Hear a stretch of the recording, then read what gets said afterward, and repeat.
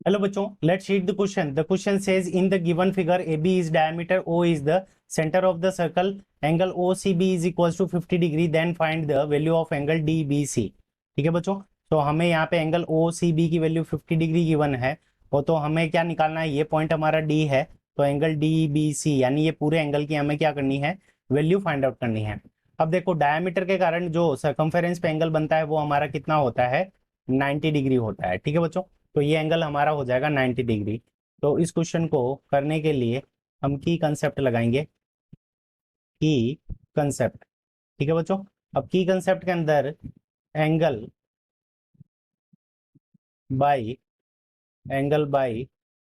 Diameter, angle by diameter is equals to 90 degree. ठीक है बच्चों, तो सर्कमफेरेंस पे जो एंगल बनेगा वो डायमीटर के कारण वो कितना बनेगा, 90 डिग्री बनेगा। और सेकंड नंबर हम क्या करेंगे, प्रॉपर्टी ऑफ आइसोसेलेस ट्राइंगल। ठीक है बच्चों, तो हम आइसोसेलेस ट्राइंगल की प्रॉपर्टी यूज करेंगे, आइसोसेलेस ट्राइंगल। अब आइसोसेलेस ट्राइंगल के अंदर क्या होता है कि इक्वल साइड्स के जो ऑपोजिट एंगल होते हैं वो हमारे क्या होते हैं, इक्वल होते हैं।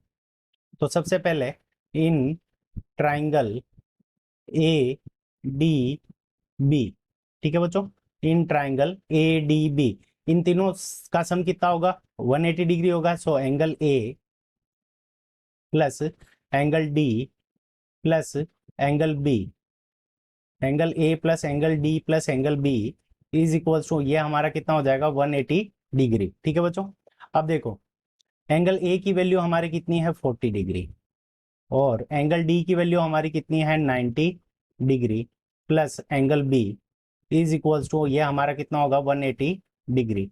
सो यहाँ से हमारे पास में angle B is equals to कितना हो जाएगा, 90 और 40 को ऐड करेंगे तो 130 डिग्री। सो 180 डिग्री माइनस 130 डिग्री। ठीक है बच्चों, तो ये वाला एंगल हमारा कितना आ गया, 50 डिग्री। सो ये वाला एंगल हमारा कितना आ जाएगा, 50 डिग्री। तो ये एंगल 50 डिग्री आ गया हमारे पास में। अब देखो in triangle O C B, तो हमने ये ट्राइंगल ले लिया O C B, O C and O B ये दोनों क्या है, रेडियस है, तो दोनों इक्वल है। O C is equals to O B, reason क्या हो जाएगा, रेडियस, ये दोनों ही क्या है, हमारी रेडियस है, तो ये इक्वल है। तो आइसोसेलेस ट्राइंगल की प्रॉपर्टी लगाएंगे तो इक्वल साइड्स के ऑपोजिट एंगल कितने होंगे, इक्वल होंगे।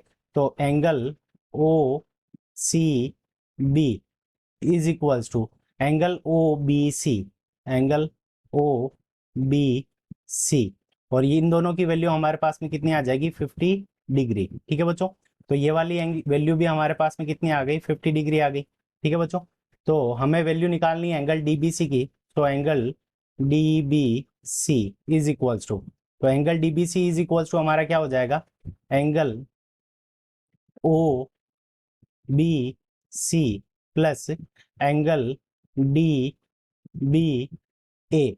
ठीक है बच्चों, और दोनों की वैल्यू हमारे पास में कितनी है, 50 डिग्री। सो 50 प्लस 50, और 50 और 50 का जब हम सम करेंगे तो ये वैल्यू हमारे पास में कितनी हो जाएगी, 100 डिग्री। ठीक है बच्चों, सो 100 डिग्री हमारा करेक्ट आंसर है, और वो ऑप्शन बी में गिवन है। So option B is the correct answer of this question. I hope you understood it well. Best of luck, thank you.